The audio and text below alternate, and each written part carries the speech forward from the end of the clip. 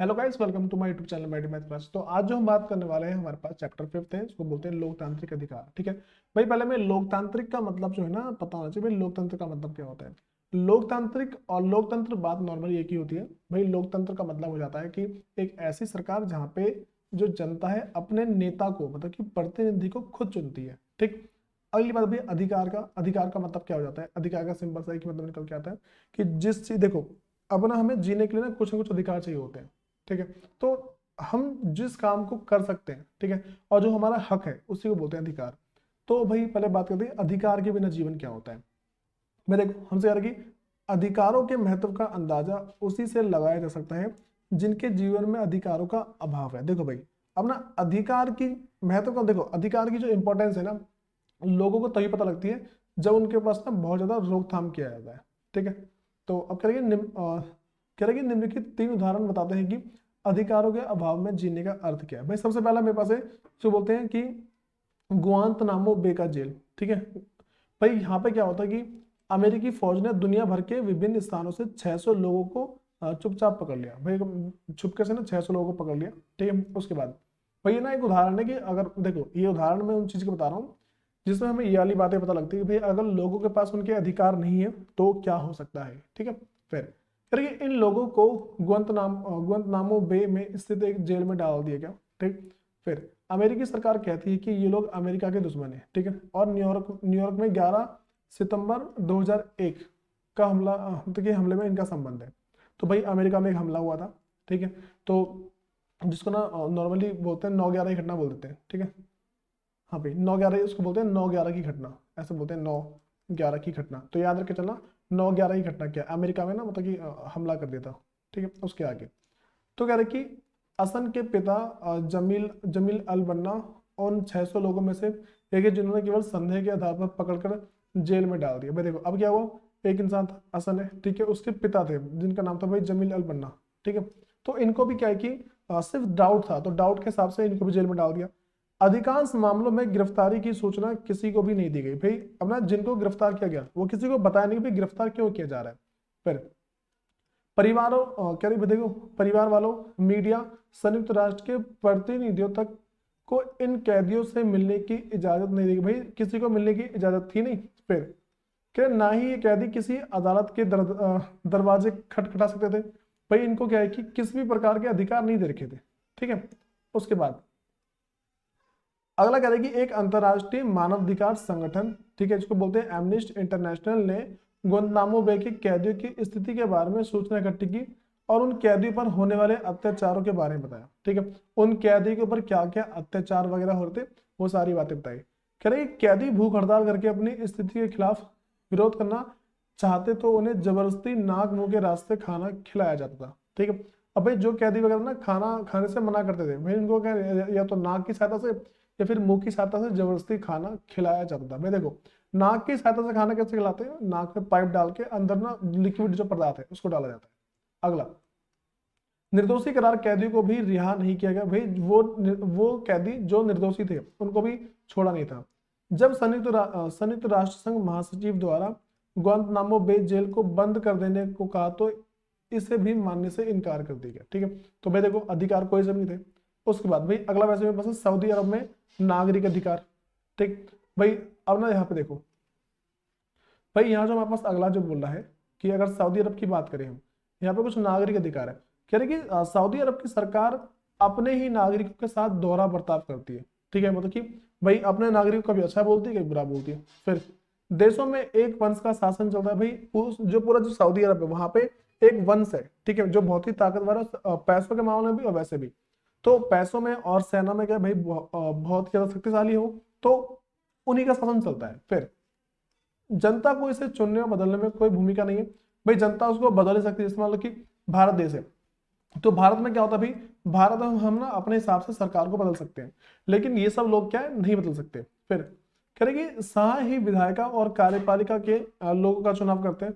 भाई जो वहां के सहाय है, ठीक है, जो एक तरह से बोलते हैं वहां के जो राजा है ना, वही वहां का सब कुछ चुनते हैं और किसी को कोई अधिकार नहीं है। सहाय न्यायाधीश की नियुक्ति क्या करता है? भाई वहां के जो जो शहनशाह बोल सकते हैं, वही वहां का जो कोर्ट जो न्यायाधीश है, जो कोर्ट में जो जज बनेगा उसकी नियुक्ति करता है। अगला, न्यायालय के निर्णय को मतलब कि पलट सकते हैं, मतलब कि बदल सकते हैं। अगर ना मान लो ये जो शाह है, जो राजा है वहाँ का, वो क्या है कि न्यायालय ने, जो कोर्ट ने अगर कोई ऐसा निर्णय दिया ना, उसको पलट सकता है आराम से। फिर कोई भी व्यक्ति राजनीतिक दल संगठन का गठन नहीं कर सकता। भाई कोई भी इंसान अपना एक ना अपनी टीम नहीं बना सकता, जैसे भारत के अंदर भी टीम बनाते हैं, वैसे टीम नहीं बना सकता है। फिर मीडिया शाह की मर्जी के खिलाफ कोई भी खबर दे नहीं सकता। वहाँ की जो मीडिया है भाई, वो कोई सी भी खबर को ऐसे जारी नहीं करते। जैसे मतलब भाई मोदी, हमारे देश में मोदी है, तो मोदी जी को अगर हम लेके चलते हैं तो भाई उसकी कोई सी भी खबर क्या बाहर पहुंच जाती है। लेकिन वहां पे ऐसा नहीं है कि हाँ भाई मतलब वहां पे जो है ना उसकी मर्जी के खिलाफ कोई सी भी खबर नहीं छपती।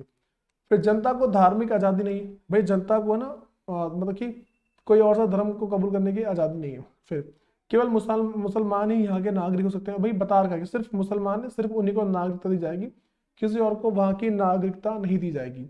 दूसरे धर्म के सार्वजनिक रूप से धार्मिक अनुष्ठान पर रोक है। भाई कोई और सा तुम धर्म को वहां पे नहीं फैला सकते। वही अपने धर्म के अनुसार पूजा पाठ अपने घर के अंदर ही कर सकते हैं। भाई अगर कोई इंसान है उसको पूजा करनी है अपने घर के अंदर करो, बाहर करने की कोई जरूरत नहीं है। ठीक है। अगला कह रहे कि सऊदी अरब में औरतों और पुरुषों में वैधानिक रूप से अंतर किया जाता है। भाई वहां पे औरतों में और पुरुषों में क्या है, बहुत ज्यादा अंतर है। जैसे मान लो भाई कि देखो, जो सऊदी अरब है उसमें क्या है कि औरतों के अधिकार बहुत अलग है और जो पुरुष है उनके अधिकार बहुत ही अलग अलग है। अगला हमसे अगर भाई कि सऊदी अरब में महिलाओं पर अनेक सार्वजनिक पाबंदियां लगी है, जैसे मध्याधिकार, वाहन चलाना। भाई वहां की लेडीज वोट नहीं सकती, वहां पे वो भाई क्या है कि कोई सी गाड़ी भी नहीं चला सकती है। ठीक है। उसके बाद अगला मेरे पास है कोसवो में जातीय नरसंहार है। ठीक। भाई अब हम वैसे कोसवो की बात करते हैं। कह रहे कोसवो पुराने युगोस्लाव, इसको बोलते हैं भाई युगोस्लाविया का एक प्रांत है। प्रांत का मतलब राज्य होता है। ठीक है। कोसवो क्या है भाई, कोसवो एक कोई ना मतलब कि कोसवो पुराने युगोस्लाविया का एक प्रांत था। यहाँ अल्बानिया लोगों की संख्या बहुत ज्यादा थी। भाई जो अल्बानिया लोग, जैसे हिंदू लोग होते हैं ना, वैसे ही अल्बानिया लोग भी होते हैं, उनकी संख्या बहुत ही ज्यादा थी। कह रहे परंतु पूरे देश में सर्व लोग बहुसंख्यक थे। भाई जैसे हिंदू लोग हैं, मुसलमान लोग हैं, वैसे सर्व लोग भी होते हैं। तो सर्व लोग की संख्या बहुत ही ज्यादा थी। ठीक है, बहुसंख्यक थे। फिर उसके बाद भाई कह रहे कि उग्र सर्व राष्ट्रवाद के भक्त मिलोसेविक ने कोसोवो में चुनाव में जीत हासिल कर ली। भाई अब देखो यहाँ पे जो उग्र सर्व है, ठीक है, राष्ट्र मतलब उग्र सर्व राष्ट्रवाद के भक्त, भाई भक्त का नाम क्या था, मतलब कि मिलोसेविक था। ठीक है। उन्होंने क्या है, कोसोवो में चुनाव जीत ली, वहां पे भाई चुनाव में ना उसने जीत हासिल कर ली थी। उसके बाद कह रहे कि मिलोसेविक सरकार का अल्बानिया लोगों के प्रति बहुत ही कठोर व्यवहार किया, मतलब कि किया ये चाहते, देखो मतलब बहुत ही ज्यादा कठोर व्यवहार किया। ये चाहते थे कि अल्बानिया लोग जैसे अल्पसंख्यक, अल्पसंख्यक मतलब जिनकी संख्या बहुत कम है, या तो देश छोड़कर चले जाए या सबरों का प्रभुत्व स्वीकार कर लिया। फिर जो प्रभुत्व का मतलब है एक तरीके से मान लो उनका ना उनको ऐसे मालिक के रूप में स्वीकार कर ले। अब कह रहा कोसवो के एक शहर में अप्रैल 1999 में अल्बानिया परिवार के साथ घटना घटी। अब भाई वहां पे क्या एक एक करके ना हर एक परिवार से ना घटना घटनी शुरू हुई। उसमें रही कि 74 वर्षीय बतीसा होमसा अपने 77 वर्षीय पति इजेत के साथ बैठी आग ताप रही थी। सर्बिया की फौज शहर से घुस गई थी और विस्फोट होने लगे। भाई वहां पे क्या है कि जो सर्बिया है उनकी फौज देश में घुसी और क्या विस्फोट करना शुरू कर दिया। कह रहे कह रहे कि तभी दरवाजा खोलकर 5-6 सैनिक दंदनाते हुए अंदर अंदर आ गए और पूछा बच्चे कहाँ हैं। ठीक है। कह रहा इजेत की छाती में 3 गोलियां दाग दी, होम्स की शादी की अंगूठी उतार फेंकी और उसके घर आग लगा दी। ठीक है। फिर कह रहे कि वह बरसात में बेसहारा बेबस लाचार सड़क पर खड़ी थी। ठीक है। कह रहे कि यह सब उसके साथ जनता द्वारा चुनी हुई सरकार ने किया। मैं देखो जनता ने जिस सरकार को चुना था ना, उस सरकार ने किया है। ठीक। कह रहे कि नरसंहार देश की सेना ने लोकतांत्रिक नेता लोकतांत्रिक नेता के कहने पर किया। भाई जो लोकतांत्रिक नेता है उसके कहने पर किया था सारा सारा। फिर जो जातीय पूर्वाग्रह से प्रेरित था। फिर आखिरकार कई देशों की दखल से यह काम रुका। भाई बहुत सारे देशों ने अपने मतलब उसमें हाथ जोड़ाया कि भाई ऐसा काम नहीं होना चाहिए, कि भाई सरकार ही जनता को मार रही है, ऐसा नहीं होना चाहिए। जैसे मतलब कि भारत है, ठीक है, अब भारत में मान लो भाई हिंदू और मुस्लिम क्या बहुत ज्यादा है, जो हिंदू है और जो मेरे पास मुस्लिम है वो क्या बहुत ही ज्यादा है। तो हिंदू मुस्लिम अगर भाई बहुत ज्यादा है, तो अब इससे क्या होगा कि जो अल्पसंख्यक लोग हैं उनके ऊपर क्या अत्याचार होते हैं। तो दूसरे देश लोगों ना भाई, या तो देखिए, या तो भारतीय लोग करें या फिर मुस्लिम लोग करें, अगर ये इन अल्पसंख्यक पे, जिनकी संख्या कम है, अगर इन पे अत्याचार करेंगे, तो जो बाहर के देश है ना वो आएंगे और बोलेंगे भाई कि तुम ऐसा नहीं कर सकते हो। ठीक है। फिर बाद में अंतर्राष्ट्रीय न्यायालय में मिलोसेविक के खिलाफ मानवता विरुद्ध कृत्य के लिए मुकदमा चलाया। ठीक है भाई। उसके बाद क्या हुआ, ये जो देश है, ठीक है, उसके क्या की मतलब कि ना जो हमारे पास जो क्या की मेलोसेविक, इसके खिलाफ ना मुकदमा चलाया और देशों ने। भाई अगली बात करते हैं, लोकतंत्र में क्या क्या अधिकार होते हैं। कह रहे अधिकार का मतलब ये होना चाहिए कि लोगों की सुरक्षा, उसके सम्मान का ख्याल, मतलब उसके एक तरीके से ना, अगर कोई किसी भी जाति का है उसके जाति का ख्याल करना चाहिए, और समान अवसर जरूरी है भाई, जरूर हो। देखो समान अवसर का मतलब क्या है कि उसको ऐसा नहीं होना चाहिए कि उसका भेदभाव नहीं होना चाहिए उसके साथ। मान लो कि भाई एक, मान लो ये अमेरिकन है, एक इंडियन है, ठीक है, एक पाकिस्तानी है, ठीक, और ये तीनों के तीनों एक किसी एक देश में रह रहे हैं, ठीक है, मान लो अफगानिस्तान में रह रहे हैं, ठीक है। तो इन तीनों के साथ क्या है कि अगर यहाँ पे ना, अगर कोई सी पद खाली है, मान लो कोई से ना किसी अफसर की पद खाली है, तो तीनों के पास उतनी उतनी क्वालिफिकेशन है, तो तीनों के साथ सेम बर्ताव किया जाना चाहिए, अलग अलग बर्ताव नहीं होना चाहिए। ठीक है। उसके बाद कुछ भी गलत होता है या गलत करता है तो दोनों पक्षों की बातों को जांच परख करनी चाहिए। भाई अगर मान लो कोई सी लड़ाई होती है तो दोनों पक्षों का भाई जांच करना चाहिए। अगली बात करते हैं, अधिकार क्या होता है। कह रहा है अधिकार लोगों के तार्किक दावे हैं, इन्हें समाज से स्वीकृत और अदालतों द्वारा मान्यता मिली होती है। जितने भी अधिकार हमारे पास है वो सारे के सारे क्या, अदालत ने उनको मान्यता दे रखी है। ठीक है। लोकतंत्र की स्थापना के लिए अधिकारों का होना जरूरी है। भाई अगर लोकतंत्र चाहिए तो वहां पे लोगों का अधिकार होना जरूरी है। देखो लोकतंत्र का मतलब बता चुका हूं क्या होता है। लोकतंत्र का मतलब है जहां पे लोग अपने नेता को खुद चुनते हैं। ठीक है। उसके बाद अगला मेरे पास है कि लोकतंत्र में अधिकारों की क्या जरूरत है। ठीक है, मतलब या फिर बोल सकते हैं कि या तो ये लिखा हुआ आता है या फिर लोकतांत्रिक अधिकार की क्या जरूरत है। तो सबसे पहला, इसमें हर नागरिक को वोट देने और चुनाव लड़कर प्रतिनिधि चुनने का अधिकार है। भाई हर एक इंसान वोट दे सकता है, ठीक है, चुनाव लड़ सकता है, ठीक है, इन सब का अधिकार होता है। उसके बाद अगला जो मेरे पास है वो है भाई कि लोकतांत्रिक चुनाव में लोग अपना विचार व्यक्त कर सकते हैं, मतलब कि जो जो लोगों के मन में बातें हैं उन सबको बता सकते हैं अपने नेता को। ठीक है। राजनीतिक पार्टी बनाने और इनकी गतिविधियों की आजादी भी है। भाई अब क्या होता है इसके अंदर कि हम ना किसी भी पार्टी को जिता सकते हैं, ठीक है, और उनकी आजादी भी हो हमें। ठीक है। अगला, अधिकार बहुसंख्यक के दमन से अल्पसंख्यकों की रक्षा करती है। भाई जो अधिकार है, ठीक है, जो वो लोग जिनकी संख्या बहुत ज्यादा है वो अल्पसंख्यकों की सुरक्षा करती है। भाई देखो जिन लोगों की संख्या बहुत ज्यादा है ये उन लोगों की सुरक्षा करती है जिनकी संख्या बहुत ही कम है। ठीक। अगला, अधिकार स्थितियों के बिगाड़ने पर एक तरह की गारंटी जैसा है। ठीक है। अब क्या होता है भाई, कोई सी स्थिति बिगड़ रही है, ठीक है, तो उसमें इस बात की गारंटी देता है कि भाई ये सब चीज क्या है, रुक जाएगी। अगला, सरकार भी कभी कभी तानाशाही कर लेती है। भाई अगर सरकार तानाशाही करती है मतलब कि अपने पूरे देश को अपना नौकर समझती है, ठीक है, तो इससे बचने के लिए संविधान बनाया गया है जिसे सरकार भी उल्लंघन नहीं कर सकती। ठीक है। अब क्या कुछ कुछ कानून बना रखे जिनको सरकार भी जिनका उल्लंघन नहीं कर सकती है। उसके बाद भारतीय संविधान में अधिकार की बात करते हैं। अधिकार, कुछ अधिकार देखो जो हमारे जीवन के लिए है उस मौलिक अधिकार है। भाई देखो हमारे जीवन के लिए जो अधिकार जरूरी है उसी को बोलते हैं मौलिक अधिकार। ठीक। कह रहे उन्हें भारतीय संविधान में एक विशेष दर्जा दिया गया है। मौलिक अधिकार को हमारे देश में क्या है कि भाई एक ना विशेष दर्जा दिया है, कह रहे उन्हें मौलिक अधिकार कहा जाता है। ठीक। जो हमारा संविधान है उसमें हमारे मौलिक अधिकार मतलब कि हमें जीवित रहने के लिए जिन अधिकारों की आवश्यकता है उसको मौलिक अधिकार बोलते हैं। अगला, कह रहे कि ये बुनियादी मानवाधिकार है जो लोकतंत्र में प्रत्येक नागरिक को उसके व्यक्ति के विकास के लिए दिए जाते हैं। मतलब कि इंसान को ना खुद अपने आप को सुधार सके, अपने लाइफ को अच्छा कर सके, उसके लिए उसको जो अधिकार दिए जाते हैं ये वो अधिकार है। ये अधिकार संविधान द्वारा गारंटीकृत होते हैं। भाई संविधान ने गारंटी दे रखी कि तुम्हें अधिकार मिलेंगे ही मिलेंगे। अगला, वे अपने सभी नागरिकों के लिए समानता, स्वतंत्रता और न्याय सुरक्षा करने का वादा करते हैं। समानता मतलब सबको एक रूप से देखना, स्वतंत्रता का मतलब भाई लोगों को स्वतंत्र रखना, ठीक है, और न्याय सुरक्षित मतलब कि अगर किसी के साथ कुछ गलत हुआ है तो उसको न्याय मिलेगा। ठीक है। उसके बाद इसलिए वो भारत के संविधान की एक महत्वपूर्ण बुनियादी विशेषता है। ठीक है। इसलिए उसको ना भारत की एकदम अच्छी वाली विशेषता मानते हैं। अगला टॉपिक मेरे पास है, संविधान द्वारा भारत में नागरिकों को मान्यता प्राप्त मौलिक अधिकार। भाई मौलिक अधिकार कौन कौन से हैं? पहले बोलते हैं समानता का अधिकार, स्वतंत्रता का अधिकार, धार्मिक स्वतंत्रता का अधिकार, ठीक है, शैक्षिक। देखो भाई समानता का अधिकार का मतलब हो जाता है सबको एक समान से देखना, एक समान रूप से देखना। स्वतंत्रता का अधिकार भाई किसी पे कोई रोक टोक ना करना। धार्मिक स्वतंत्रता का अधिकार का मतलब हो जाता है कि भाई कोई भी इंसान किसी भी धर्म को आसानी से चुन सकता है भारत के अंदर, ठीक है, ये भारत के अंदर की बात चल रही है। अगला शैक्षिक व सांस्कृतिक अधिकार, किसी भी शिक्षा को प्राप्त कर सकता है वो, ठीक है, और किसी भी संस्कृति को अपना सकता है, ठीक है। अगला शोषण के विरुद्ध अधिकार, भाई अगर तुम्हारे पास तुम्हारे ऊपर कोई शोषण करा है, अत्याचार करा है, तो वो तुम्हारे पास वो वाला अधिकार भी है। अगला है संवैधानिक उपचारों का अधिकार। भाई अगर हमें क्या है कि संविधान में कुछ एक तरीके से मान लो गलत लग रहा है, ठीक है, फिर कोई कानूनी रूप से गलती है तो उसको भी सुधार सकते हैं, ठीक। अगला समानता का अधिकार क्या होता है भाई, ये समझो।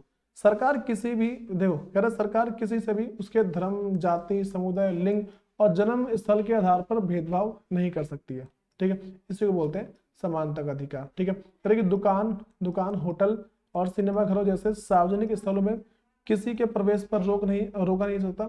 देखो जैसे मान लो कि तुम किसी होटल में जाते हो, ऐसा नहीं बोलेंगे भाई तुम इस जाति को तो तुम्हें नहीं मिलेगा अधिकार, ऐसा कुछ नहीं होता। अगला करेगी सरकारी में किसी पद पर नियुक्त के मामले में सभी नागरिकों के लिए अवसर समान है। अगर सरकार को ऐसा पद खाली है, ठीक है, वहां पे नियुक्ति चल रही है, मतलब कि वहां पे ना ये मान लो कि लोगों को ना जॉब दी जा रही है, तो वहां सबको एक समान रूप से देखा जाता है।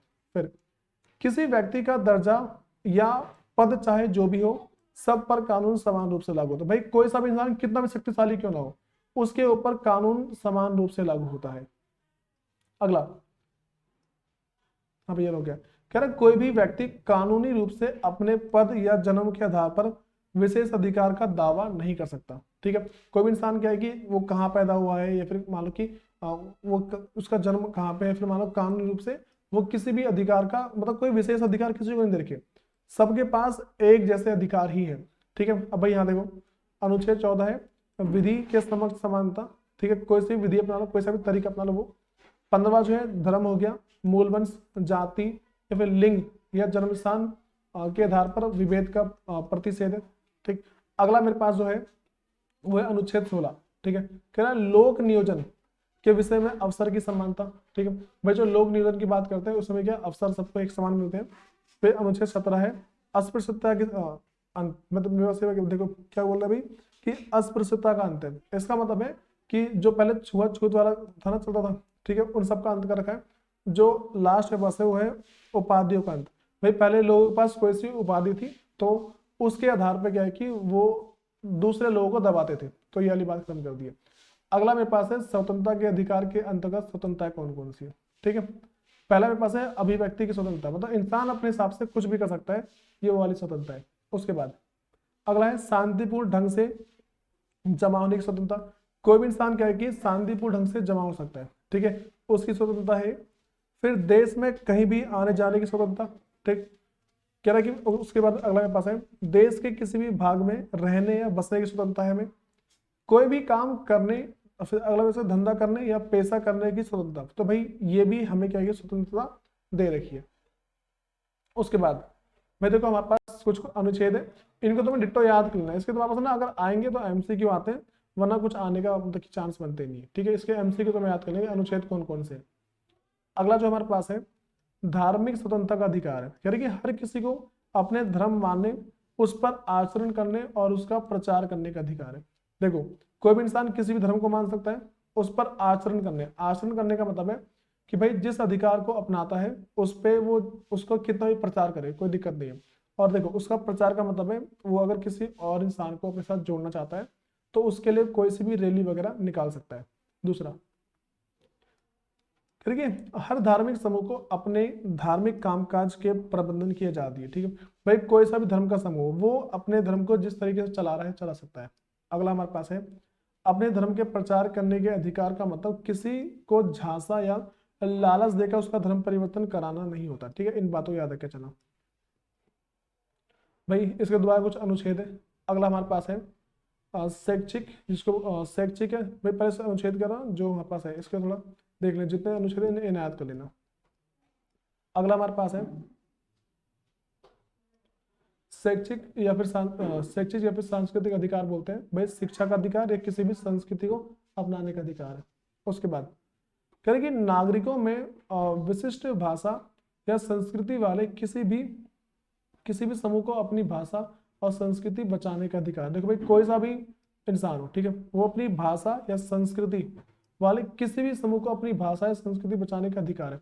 कोई सा भी इंसान हो किसी भी भाषा में अगर किसी भाषा में बात करता है और कोई इसको मना करता है तो उसके पास ये अधिकार है कि अपनी भाषा के खिलाफ वो किसी के ऊपर मुकदमा चला सकता है। अगला, किसी भी सरकारी या सरकारी अनुदान पाने वाले शैक्षिक संस्थानों में किसी नागरिक या धर्म या भाषा के आधार पर दाखिला लेने से रोका नहीं जा सकता। देखो किसी भी स्कूल कॉलेज के अंदर ना अगर हम किसी भी भाषा में मान लो कि एडमिशन कराना चाहते हो आराम से हो जाता है। अगला करेगी सभी अल्पसंख्यकों, भाई अल्पसंख्यक वो होते हैं जिनकी संख्या देश में कम होती है, तो वही मेरे पास करेगी सभी अल्पसंख्यकों को अपनी पसंद या शैक्षिक संस्थान स्थापित करने और चलाने का अधिकार है। उसके बाद भाई अगला पास है शोषण के खिलाफ अधिकार, तो वही कह रहा है कि संविधान मनुष्य जाति के अवैध व्यापार को मना करता है। देखो भाई अगर ना कोई भी इंसान किसी दूसरे का शोषण करता है किसी भी तरीके से, ठीक है, तो उस चीज के लिए क्या है कि भाई अधिकार कुछ ना कुछ बना रखे। अगला, संविधान किसी किस्म के बेगार या जबरन काम लेने को मना करता है। भाई देखो अगर कोई इंसान किसी दूसरे इंसान से बोल रहा है कि तू जबरदस्ती वाला काम कर तो उसके लिए क्या मना कर सकता है। अगला भाई ऐसा संविधान बाल मजदूरी को मना करता है, ठीक है। भाई इसका मतलब क्या होता है कि संविधान में ना ये लिखा हुआ है कि जो अगर किसी छोटे बच्चे को बाल मजदूरी पर लगाते हैं तो उसके लिए ये वाली बात ही मना कर रखी है। अगला भाई जो लास्ट हमारे पास है कि संविधान उपचार का अधिकार, मतलब संवैधानिक उपचार का मतलब क्या है, तो कह रहे हैं संवैधानिक उपचार के अधिकार के अंतर्गत हम संविधान में दिए गए मौलिक अधिकारों के उल्लंघन की सूरत में अदालत से इस अधिकारों की मांग कर सकते हैं। देखो अगर हमारे पास क्या होता है कि कुछ कुछ अधिकार का अगर उल्लंघन कर दिया जाता है तो उस किए गए उल्लंघन अधिकार के बदले हम कुछ विशेष अधिकार को प्राप्त कर सकते हैं। भाई हमारे पास देखो ये नोट को एक बार ना पढ़ लेना कि भाई देखो कैसे बता रखा है कि डॉक्टर भीमराव अम्बेडकर ने संवैधानिक उपचार के अधिकार को हमारे संविधान की आत्मा और हृदय कहा जाता है। इनको याद रख के चलना भाई किसने बोला है, थोड़ा इंपॉर्टेंट है। अगला भाई मानव अधिकार आयोग क्या है, एक ऐसी टीम है जो कि इंसान को उनके अधिकार दिलाती है। जैसे कह रहे हैं कि भारत सरकार ने 1993 में मानवाधिकार आयोग गठित किया था। भाई एक ऐसा आयोग था जिसमें अगर किसी इंसान को उसके अधिकार प्राप्त नहीं है तो उसके अधिकार उन्हें दिलाए जाते हैं। फिर 14 राज्यों में राज्य मानवाधिकार आयोग है, ठीक है, टोटल 14 राज्य के अंदर ये है। उसके बाद हम अगली बात करते हैं हमारे पास कि भाई मौलिक अधिकारों की सुरक्षा कैसे की जाती है। तो वही कह रहे हैं कि संवैधानिक उपचार के अधिकार के द्वारा हम लोग अधिकारों की रक्षा के लिए सीधे ही हाई कोर्ट या सुप्रीम कोर्ट जा सकते हैं, ठीक। दूसरा मेरे पास है कि भाई विधायिका या कार्यपालिका के किसी भी फैसले या काम से मौलिक अधिकारों का हनन हो या उसमें कोई कमी हो तो यह फैसला काम अवैध हो जाएगा, ठीक है। देखो या फिर क्या है, यह फैसला या फिर जो काम है वो क्या है अवैध माना जाएगा, तो कैसे इलीगल माना जाएगा। विधायिका या कार्यपालिका के कारण से अगर कभी कोई दिक्कत आती है तो ये चीजें बोली जाती है, ठीक। अगला, अदालतें गड़बड़ी का शिकार होने वाले का हर्जाना दिला सकती है, ठीक है। अगर मान लो भाई कोई इंसान है उसने कोई सामान खरीदा और उसके साथ क्या कोई ना कोई दुर्घटना घटी उस सामान को लेके, तो भाई वो क्या उसका एक तरीके से मान लो हर्जाना दिला सकती है और गड़बड़ी करने वालों को दंडित कर सकती है, ठीक है, भले कितनी बड़ी कंपनी हो। अगला